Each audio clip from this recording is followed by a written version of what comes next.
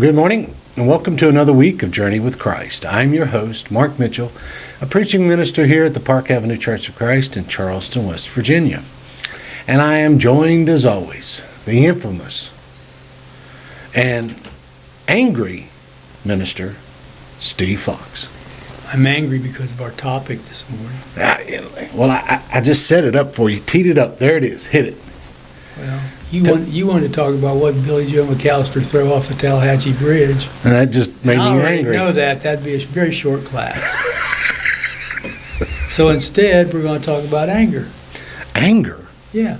Who gets angry? You've never been to my house, have you? Listen, there's not anything you watch on TV that somebody's not angry. Oh. Or shooting at each other. Yes. And that comes from their anger. Yeah. Well, this topic isn't one that people talk about a lot. Most people, probably most preachers haven't ever preached a sermon about anger. You know, I think a lot of it has to do with the fact is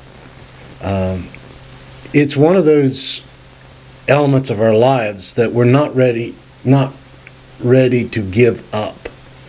We like being able to have the anger card to play whenever we want to.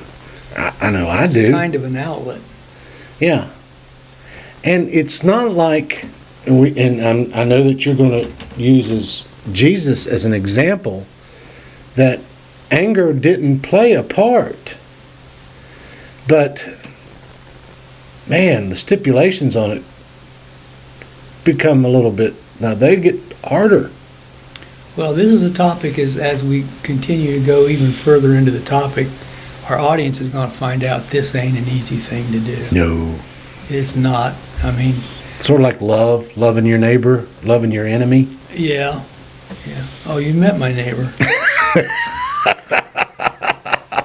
We're going to discuss a little bit from biblical context, the anger of Jesus and the anger of other people. And the first thing I want to ask our listening audience is, and I'm going to put you on the spot, Mark. Do you think anger is natural, or is that something we gradually use it more in our life as we grow old? Oh, this is sort of like, are you born as a bad person, or does your environment influence it? Mm-hmm. I think the answer to both of them is yes, to both points. It is, we have Adam and Eve right from the get-go, and Cain wasn't too happy. No, we have them as the foundational to what would end up leading to Cain and Abel. Yeah. So your answer would be yes, natural. Well, let's answer it this way. When was the last time you saw a 2-year-old kid go, "Oh, here, would you like one of my cookies?" It's not that. It's, "Give me back my cookie." "Mom, Jimmy stole my cookie." And they get really, really angry about it. Oh, even you can watch a 2-year-old swing as hard as they can at you and hit you. But at the same time, I also know that various forms of anger are the seed is in us. Yeah. But society and for a long time families taught their children, hey, you can't do this. You can't retaliate just because you feel the anger inside of you. But today we have a world that the parenting is much different. A lot different. Oh, Jimmy hit you at school? Well, here, let me teach you how to hit him back. Don't walk away from that. Yeah.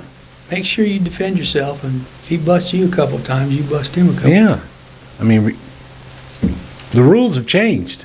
Okay, speaking of rules, of course, this may not fit exactly into our topic, but I think it does. Mark, what makes you angry? Which day are we talking about? If you want to go back a long time, or if you just want to talk about yesterday, what makes you angry? Most of the time is when I don't get what I want. Okay. I can't really see you getting that angry over something like that. Well, I mean, I'm not going to kill anybody over it. I mean, like, what are you going after that you didn't get that would make you angry? My way. Someone doesn't treat me the way I think I deserve. I apologize. I'm sorry. I've been working on that. And I'm getting angry about it. I mean, there's all kinds of various things, and to say I have the exact root to all of it, I'm going to have to wait and hear what you have to say about this. Okay. Let's look at one passage first. I don't even know if I wrote this on your paper. Mark 3, beginning at verse 4. And he said to them, is it lawful on the Sabbath to do good, or to do harm, or to save a life to kill? But they kept silent. And after looking around at them with anger, Jesus got mad. Mm-hmm. After looking around him with anger, grieved at their hardness of hearts, he said to the man, stretch out your hand. And he stretched out his hand, and his hand was restored. Some people would probably say, well, you know, Jesus never sinned, so he never got angry. Well, right here's a verse that says he looked around it and looked at all these people with anger. He was upset with them because they were not following his teaching like he had asked them to. Well, even God, what was it when we get to Noah in Genesis? Mm-hmm. He looked around and if you don't think destroying everything that's on the planet isn't a form of anger over his creation and even using Jesus' illustration, the hardness of their hearts. I mean, we even have in Proverbs where there are several things that God hates. Yes, there are. Despite the fact that there's some people in his church who say there aren't.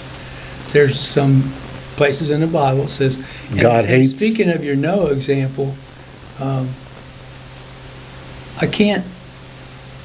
think in the text in Genesis it says that God was not upset.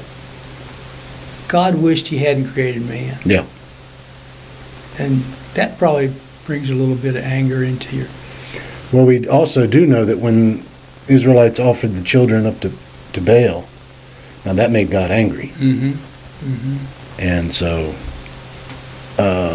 we have various times where we understand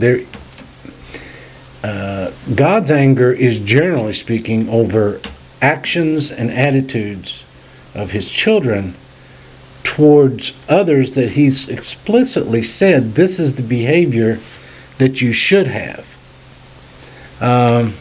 Sin is an element, and sin is by definition not doing it the way God intended.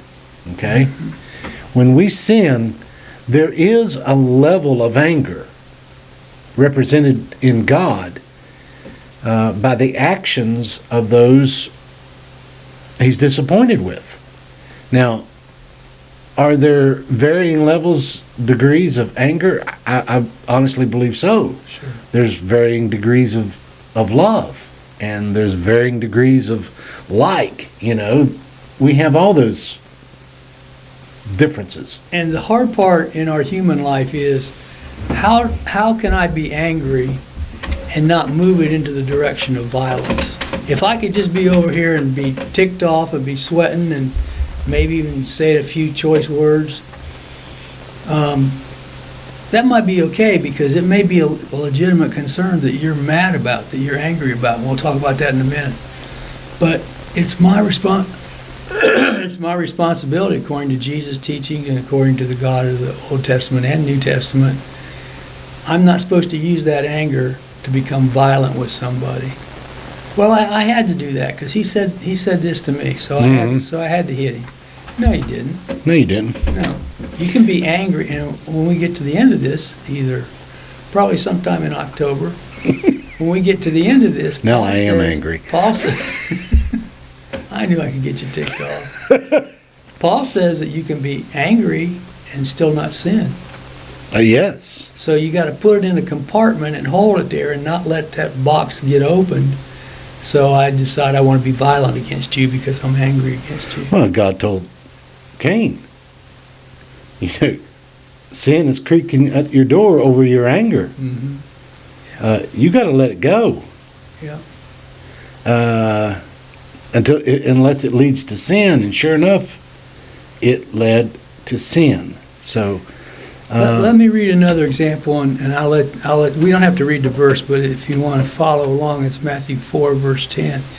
It's the verse where Jesus tells Satan when he was tempted 3 times by Satan, and he tells Satan to get behind him. get away from me. How do you think he said that? Basically, what I just said. Get away from me. Could you please not bother me anymore? I'm sure that's what Jesus said in the wilderness. He hadn't had anything to eat for 40 days. He was probably angry about that too. But I can't see him saying to Satan in a very polite, honorable way, I'm not going to do this with you, so just get out of here, get behind me. He was probably upset. Upset to the Get point, out of here. saying get to Satan, get out of here, which would not have made Satan very happy either. So Satan's probably in an angry environment as well.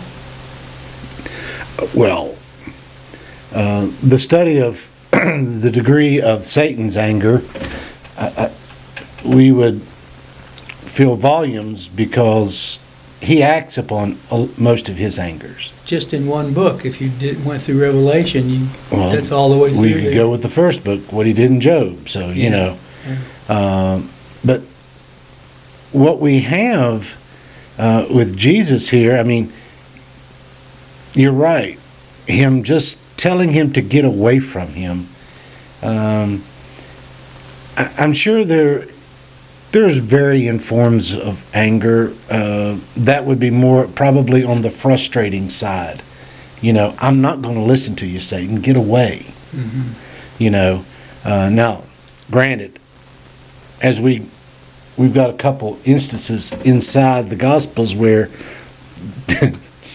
Jesus has some choice words to say about Satan, and he was the father of all lies. You know, there can't be a lie because it's his offspring, and you know, talks about various times about him. He was never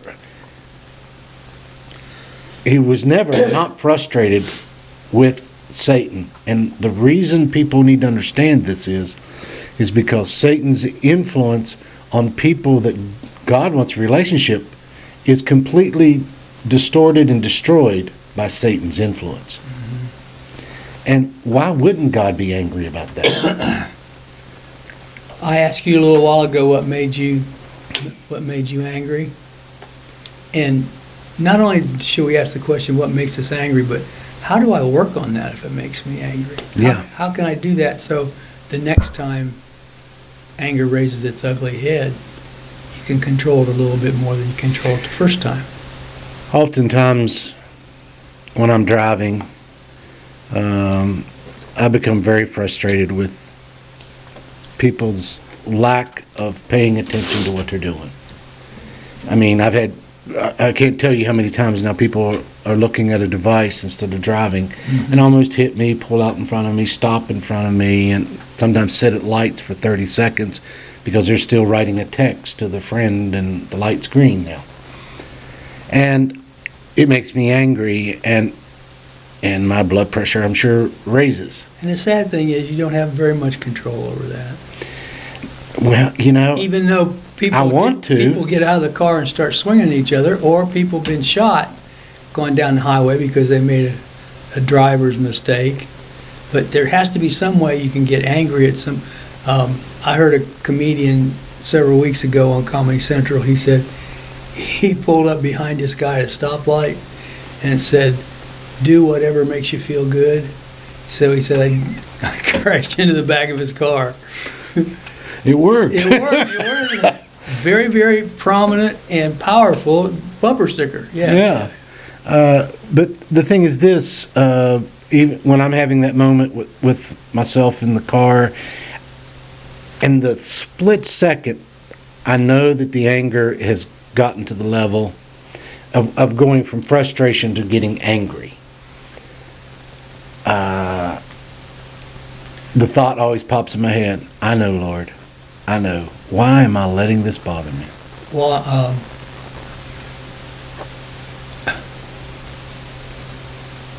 my roommate in college, he'd pull up behind somebody and they're just sitting there at a green light. Mm-hmm. He'd stick his head out the window and go, "It ain't gonna get no greener." Now, that was his way of being angry, but taking care of that anger and, Right. and let it escape. So it's not. I mean, to the point nowadays, if you blow your horn at somebody, Oh, you better have legitimate reasons, because I've seen people get out of the car over a blown horn. well, that's weird because I wrote something down in my notes. It fits exactly what you just said. In Managua, Nicaragua, if you honk your horn at somebody, you know what that means? That means get out of the way because I might hit you. If you're crossing the street and somebody honks their horn, that means pick it up a little bit because I'm not slowing down. You know, in the United States, somebody honks their horn and you go, "Well, what did I do, and what am I going to do to get back at him Yeah. who honked his horn?" But in Managua, Nicaragua, it's kind of a courtesy. Beep, beep, get out of the way, I'm going to hit you. And one of the things that I wanted to talk about this morning is in the context of being angry. Susie and I have been to Managua, Nicaragua 20 times. And every time I go there, I hear different stories about the earthquake that happened in 1972 in Managua. It killed 20,000 people. And you know who got killed 3 days later? Roberto Clemente. Because Clemente and a bunch of guys got together and they had 2 planes and they were going to fly him to Managua and help with their supplies. Well, they get down there and give the people all this stuff, and it goes through the orders of the president that he tells his men, don't give them any of that stuff, and he takes everything. They had a series of corrupt people, just corrupt leaders, and yeah, that made the people of Managua, Nicaragua, the poor people who were in the middle of that earthquake. Of course, they got angry. And it would be really, really stupid for us to say, "Well, what are you getting angry about for? Yeah, that would be ridiculous. Why are you upset?" I mean, just because we stole all the stuff that Clemente, if you know the story, his plane went down off of the coast of Puerto Rico. And he was probably angry too. Of course, he ended up not even knowing what happened to those planes, and his casket was so big they had to use the ocean. He was angry because of what they did, and a lot of people were angry about what they did. We all have situations where the anger is perfectly justifiable. I'm certainly sure that that's one of them. Well, you have the same thing in one of our other texts, Matthew 3, verse 7, where Jesus is talking, but when he saw many of the Pharisees and Sadducees coming to where he was baptizing, he said to them, "You brood of vipers, who warned you to flee from the coming wrath?" I mean, Jesus... Okay, tell me if this is valid or not. "You bunch of snakes, get out of here and don't bother me." No, "You bunch of vipers, don't bother me in my ministry. I'm busy here now." no, I'm you kinda- brood of vipers would not have been said with Not like that. No, it would have been said with, of course, now, I know for most people, they have no clue what Jesus from Nazareth really means.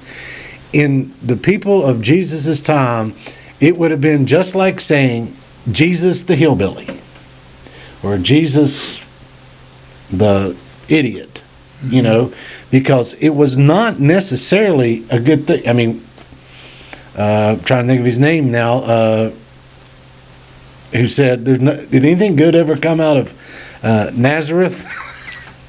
Who did say that? One of the Jewish leaders, because No, one of the disciples who ended up becoming an apostle, Nathaniel. Oh, okay. But there's another place where. Yeah, there's another story where nothing ever come out of Nazareth that was worth a hoot. So when Jesus is calling someone you brood of vipers, just think of somebody who is from Georgia who says to somebody who's from New York, you brood of vipers. I mean, it would have had You a... did that well, like you'd practiced that. Well, kind of been there before. Uh-huh. I know what the feeling inside is to say, you idiot, get out of my way. You're a bunch of snakes does not come across as being something that was complimentary. No. It's an insult. And when that Jesus said your actions and your motions and your verbs and the way you live, I'm going to add them all up, and what you are, you're a bunch of snakes. Well, a bunch of vipers. And what does the snake represent in the Bible throughout the entire Bible? Well, Satan, evil. In the Garden of Eden, he showed up. Yeah, a viper. Walked in and crawled out. Yep, walked in and crawled out. That's right. So, yeah. Okay, let's go. Did you have something else you want to say? Okay, we talked about the snakes and the vipers, and you mentioned a little while ago. I suppose this is the time. I have no way to prove this. I have no biblical verse to prove this. I just have a notion. I have a guess that when Jesus went into the temple and cleansed the temple, Mm-hmm. I'm guessing he didn't walk in and say, "Okay, you guys can't have that booth there anymore." No. You got till 2 o'clock this afternoon to get to. He went in there with a whip and got the animals out first. I turned the tables over. Yeah. That's not that is to some extreme. I mean, that's just somebody like coming into your house and starts throwing your couch out the door and grabbing. Did you hear what happened to that guy yesterday that ended up cleansing the temple? Did you hear what happened to him? Nobody's going to talk like that. No. They were angry about his anger, and I'm pretty sure that Jesus was angry in that context. Well, I think it does say that he was in his anger. It may. That he was, I mean, he was frustrated to no end. And there is no question about it. I think you could almost interchange at times anger and frustration, because inside I think they feel the same. Something is happening that is against the good that you know should be happening. Like And that can not only be a mental thing, that can be highly physical. Well, I know that there are times, I think you could take people's blood pressure, check it when they're angry. Oh, yeah. I can pretty much guarantee you it's been impacted by whatever's angering them. Mm-hmm. So during this time when he cleansed the temple, when he got everybody out, what they, maybe this is a stretch, but what they were doing is they made the temple of God a Kmart, a Walmart. We're going to take our stuff in there, and they're going to have to buy animals for the sacrifices. He called them a den of thieves. So Kmart, I mean, depends on who you ask whether Walmart and Kmart are thieves. I'm talking about the booths with what they have. I know, but it'd be like someone setting up. I know some people think some car salesmen are thieves. No. There are. I mean, preachers and ministers. Yeah, there are various elements of people who get rid of product who are stealing from you, Mm-hmm. and that's what Jesus is calling them. You know, you're the worst of the worst. When he calls them the den of thieves, he's angry. He is angry. No question about that. That's not a response you give unless you're just frustrated with the person's actions dead flat in front of you. And that goes back to Billy, Mommy didn't give me a cookie. That's right. Mommy, Billy didn't give me a cookie. I got the cookies mixed up. That's in Matthew 21, if you'd like to read that text.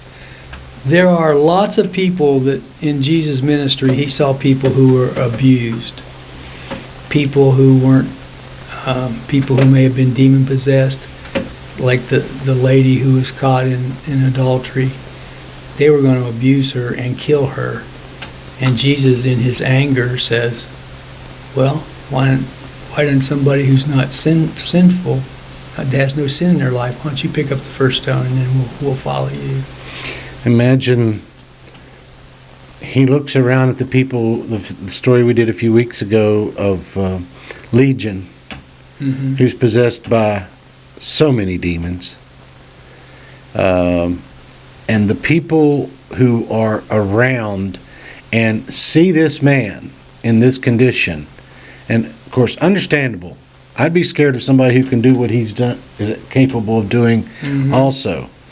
But at the same time, I'm going to, there should be a level of empathy in every human being out there. Because if we can't relate and understand with one another, how in the world are we ever going to be civil toward one another? Because it's impossible. Yeah, that message probably would work pretty good in the Ukraine. I mean, a lot of that has come about, I'm getting way ahead of myself here, but a lot of that has come out because people are angry with each other. And if they could just be angry with each other instead of being violent and saying, not only am I angry, I'm going to take your land. Yeah. And when people steal, like Jesus said, you're a den of thieves, don't come back here anymore. There's another indication in the Gospels that maybe Jesus was upset, maybe he was angry when they sat at the table at the Last Supper, and Jesus says, one of you will betray me. I don't think Jesus was happy when he said to Judas, go and do what you got to do.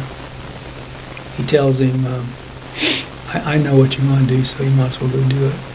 I figure there's a little bit of anger in his voice. Well, at the very least, I know there have been many times as a child, I've disappointed my father, and I have seen what you might consider to be anger, but more importantly, I'm going to say that disappointment is in the same vein as what we're talking about here. Exactly. All of us knows what it is when a child disappoints us. It's not that we're about to go hurt them, but our disappointment does create a level of animosity, anger inside of us, because for whatever reason we didn't expect that, and we're disappointed in that moment. And the absolutely magnificent part of this story is not only does, when Jesus says go and do what you have to do, and Judas does that, he still loves him. Yeah. He's still his disciple. He's still somebody who's worked with him and listened to him and learned from him for 3 years. And Jesus is obviously upset that Judas is going to do that, but at the same time, he still loves him. That's how we're supposed to try to imitate people in the New Testament. Or, I mean, people who follow Jesus. Well, you know, one of the parts of being who we are as not only followers of Jesus Christ and God, but we're also created in their image. And God and Jesus both demonstrated a level of frustration, disappointment, and anger at various times that we have written in the Bible. All of those moments give us the idea that getting angry is not the problem. Now, it can be a problem if you're getting angry over ridiculous things. It's like anything else. as Dad would used to say, eating is perfectly acceptable behavior until the moment where you're eating so much that you're worthless as a human being. He said, you've turned something good into something bad. Yeah. Anger can go from something that is a function of how God created us to where it becomes something that totally rules our lives. So you're right. Anger, it demonstrates an inadequacy that we know is present.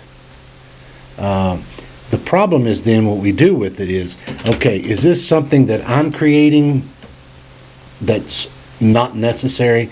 Or am I looking at a behavior of an injustice, like the Robert Clemente incident? Yeah. That was an injustice. That should make someone angry. We look at Ukraine today. That should make somebody angry. What we do with it now, that falls into the perspective of God and Jesus. Take a piece of paper and write down the times and the cities and the events where children were shot Oh my. in a school. Talk about getting angry. Now, do you think God's up there going, no, you shouldn't be angry about that? I think he'd probably be angry with us if we weren't angry. I think he would be. I think a waste of God's precious gift should make us angry. And you mentioned in Ukraine, you watch those moms carrying their babies. If you're not angry and over you see hospitals get blown up. Yeah, if you're not angry over that, what's going to make you angry? And is it justified? I think it's exactly justified. what you do, the anger you feel over the circumstances of our world is perfectly acceptable. In fact, when God was talking in the Minor Prophets, trying to think of the exact place, it might be Malachi, might be the last book of the Bible, because God is frustrated, like his final frustration with the injustice that he sees in the world, and the fact that marriage is no longer even treated like it's of something of any value. And there's going to be 400 years between the time he wrote that and Jesus shows up on the earth. Right. He just basically said, I've had enough. Mm-hmm. So, can we end on this verse, Ephesians 4:26? You didn't think we'd get through all this, did you? I actually didn't. Ephesians 4:26. Do you want to do it? You want me to do it? Well, if you got it already, you can read it. All right, I have it already. Okay. I'm going to begin with verse 25. Therefore, each of you must put off falsehood and speak truthfully to your neighbor, for we are all members of one body. In your anger, do not sin. Do not let the sun go down while you are still angry, and do not give the devil a foothold. How many times does he say, don't do this, but do this? Yeah, a few. It's okay to get angry, but don't put yourself in a sinful situation because of your anger. And do you think, Steve, would constitute as a sinful situation?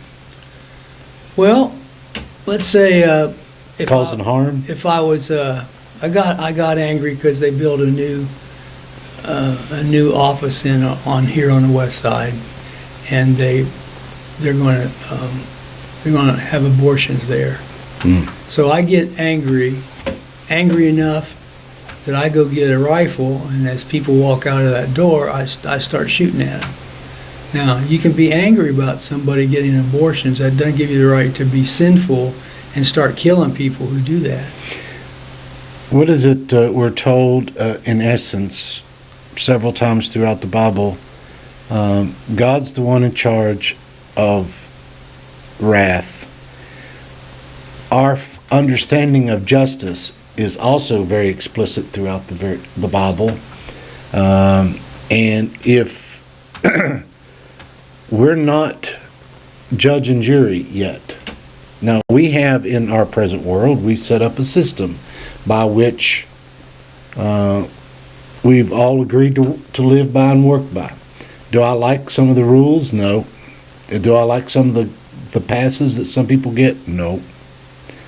But as a citizen of these states, United States, I'm obligated to abide by the law. Doesn't mean there's sometimes that I think, this is not enough, or sometimes this is too much. So we all